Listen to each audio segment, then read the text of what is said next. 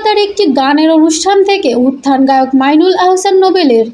এরপর মৌলিক কিছু গান নিয়েও হাজির হন তিনি, যা তাকে ভক্ত শ্রোতার কাছাকাছি নিয়ে যেতে আরও সহযোগিতা করে।